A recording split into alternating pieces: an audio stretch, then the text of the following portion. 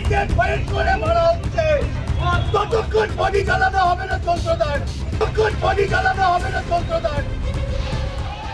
सरकार गठन से पहले सियासी उबाल, করেছে ততক্ষণ না তাদেরকে ফাইট করে মারা হচ্ছে ততক্ষণ বডি জ্বালানো হবে না যন্ত্রদার।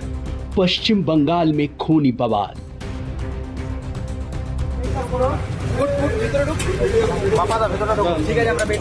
शुभेंदु अधिकारी के पीए का मर्डर,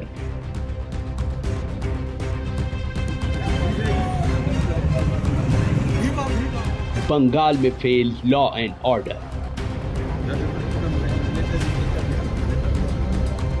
हिंसा पर उठते सवाल, उबल रहा बंगाल।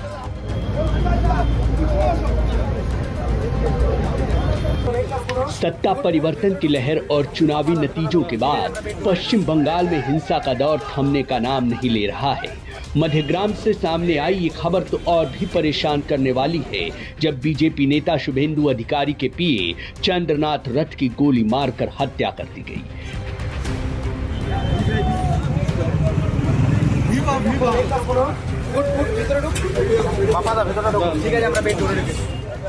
जानकारी के मुताबिक ये वारदात उत्तर 24 परगना जिले के मध्यग्राम इलाके में हुई, जहां चंद्रनाथ को निशाना बनाते हुए कई राउंड फायरिंग की गई। इस घटना के बाद इलाके में सनसनी फैल गई।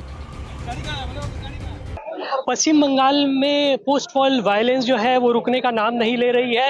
हम इस वक्त मौजूद है मध्यम ग्राम में और ठीक है, यहाँ कुछ घंटे पहले एक बड़ी घटना घट चुकी है जिसमें शुभेंदु अधिकारी के पीए को गोली मार दी गई है। तकरीबन बताया जा रहा है कि 4 गोलियां चलाई गई हैं उनके ऊपर, जिसके बाद स्पॉट में उनकी डेथ हो गई। और उसके बाद लगभग मैं अपने कैमरामैन को दिखाने की कोशिश करूंगा कि देखिए यहाँ पर सैकड़ों की तादाद में बीजेपी कार्यकर्ता जुटे हुए हैं, जिनका एक ही मांग है कि आरोपी को तुरंत से तुरंत पकड़ा जाए। इनका ये भी कहना है कि यहाँ पर सभी इस घटना का जो आरोपी है ये ममता बनर्जी और अभिषेक बनर्जी को मान रहे हैं और ये इनका यही एक मांग है कि जितना हो सके।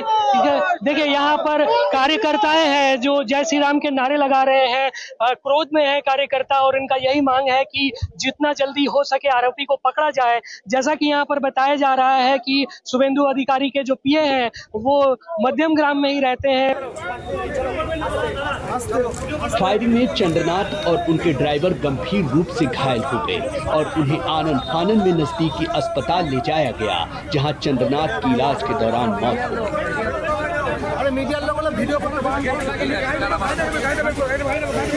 शुरुआती जांच में पता चला है कि हमलावर चंद्रनाथ की कार का पीछा कर रहे थे और जैसे ही उनकी गाड़ी धीमी हुई कई राउंड फायरिंग की गई। 3 गोलियां चंद्रनाथ रथ को लगी, जबकि 1 गोली उनके ड्राइवर को लगी। चंद्रनाथ ने मौके पर ही दम तोड़ दिया, जबकि घायल व्यक्ति को अस्पताल में भर्ती कराया गया।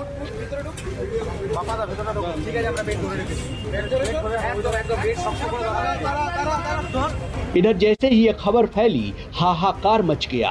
बीजेपी के नेता कार्यकर्ता मौकाए वारदात पर इकट्ठा होने लगे। अस्पताल में भी लोगों का हुजूम उमड़ आया। घटना की सूचना मिलने के बाद शुभेंदु अधिकारी भी मध्यग्राम पहुंचे और देखते ही देखते माहौल तनावपूर्ण हो गया।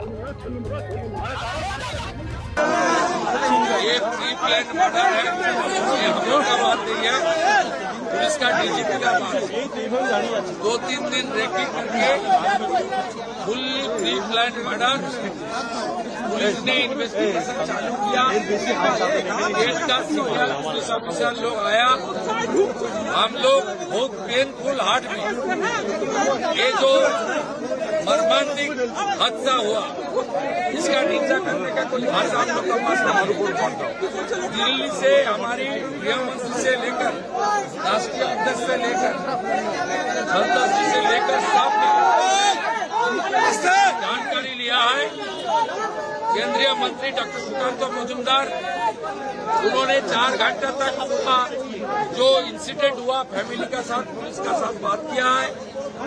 पार्टी की ओर से ऑनरेबल एमपी पार्टी का जीएस ज्योतिर्मय सिंह महातो जी और कम से कम 20 चुने हुए विधायक सब अपने अपने क्षेत्र छोड़कर ये जो हुआ है इसके लिए परिवार का साथ और हमारी वर्कर का साथ रहने के लिए आया है।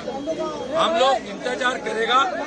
पुलिस ने कुछ ना कुछ क्लू को मिला है, पुलिस ही कार्रवाई करेगा।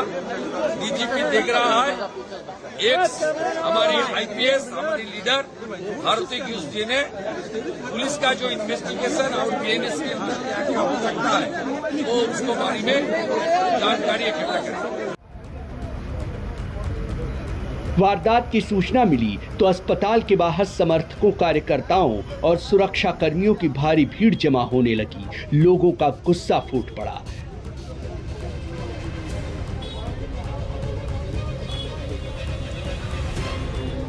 जानकारी के मुताबिक विधानसभा चुनाव में चंद्रनाथ रथ प्रचार अभियान से जुड़ी अहम जिम्मेदारियां संभाल रहे थे। बुधवार रात करीब 11:30 बजे जब वो गाड़ी से जा रहे थे तभी हमलावर पीछा करते हुए आए, गाड़ी रुकवाई और लगातार गोलियां चलाने लगे। हम आपको वारदात सिलसिलेवार तरीके से समझाते हैं। चश्मदीदों के मुताबिक चंद्रनाथ रथ स्कॉर्पियो से नॉर्थ 24 परगना में मध्यग्राम होते हुए सिलीगुड़ी की तरफ जाने वाले NH-24 पर जा रहे थे। जेसोर रोड पर दोहारिया इलाके के पास बाइक सवार बदमाशों ने उनकी गाड़ी को घेरा। हमलावरों ने अंधाधुंध फायरिंग शुरू की। कई राउंड फायरिंग की गई। कार के शीशे से सटाकर गोली मारी गई। गोली रथ की छाती और सिर पर लगी। उन्हें तुरंत पास के एक नर्सिंग होम ले जाया गया, जहां डॉक्टरों ने उन्हें मृत घोषित कर दिया। इस हमले में रथ के ड्राइवर और 2 अन्य लोग भी जख्मी हुए हैं। उनका भी इलाज जारी है। इस घटना ने पूरे इलाके में दहशत फैला दी है। राज्य में कानून व्यवस्था पर गंभीर सवाल खड़े कर दिए हैं। इधर वारदात की सूचना मिलते ही पूरा पुलिस महकमा हरकत में आ गया। राज्य के डीजीपी समेत तमाम आला अधिकारी भारी पुलिस बल के साथ मौका वारदात पर पहुंचे। We have started the investigation. We have seized a vehicle which was used for the crime purpose. On investigation, it has been found that its number plate has been tampered. The vehicle, actually, the number plate that has been used belongs to a vehicle in Siliguri, but actually it is a tampered number.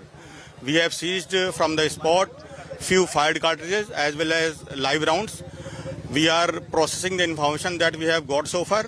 And at this moment, I think it is the information. This is the only information that I can divulge at this moment. Okay.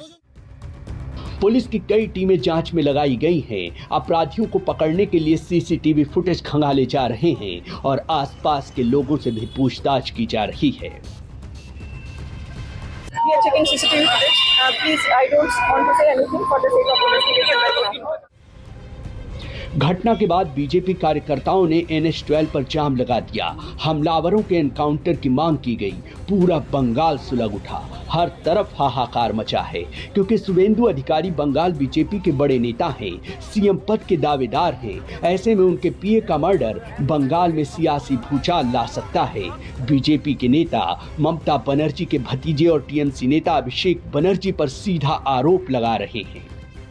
देखिए, ममता बनर्जी का जो भतीजा है वो स्पष्ट रूप से एक खूनी आदमी है। और देखेंगे, उसको एक आदमी थप्पड़ मारा था, वो पागल था और उसको 7 बरस बाद उसको पीस के मार दिया था। उसको हार बर्दाश्त नहीं हो रही, क्योंकि 2000 पुलिस, करोड़ों रुपया का लूट।